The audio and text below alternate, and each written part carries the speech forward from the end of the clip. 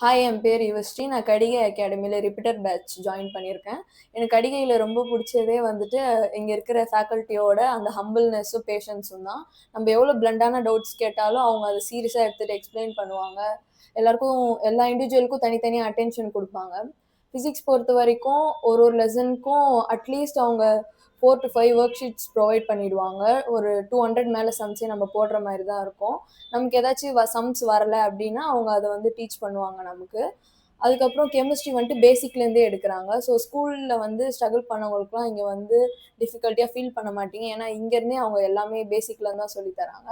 And biology பொறுத்தவரைக்கும் அவங்க lesson எடுத்த உடனே அவங்க படிக்க வச்சுருவாங்க. ஸோ உங்களுக்கு வந்து அ லெசன் கவனிக்கும்போதே படிச்ச மாரி தான் இருக்கும். வீக்லி சண்டே டெஸ்ட் நடக்கும். டெஸ்ட் முடிஞ்ச நெக்ஸ்ட் டேவே மண்டே வந்துட்டு ஆன்சர் டிஸ்கஷன் பண்ணுவோம். அதுல வந்துட்டு நமக்கு எதனா டவுட் இருந்தா அத நம்ம கேட்டுக்கலாம். அப்ப ஆன் த ஸ்பாட்டே நமக்கு சொல்லிக் குடுப்பாங்க. உங்க எய்ம் டாக்டர் ஆகுறதா இருந்தா கண்டிப்பா கடிகை அகாடமில ஜாயின் பண்ணுங்க.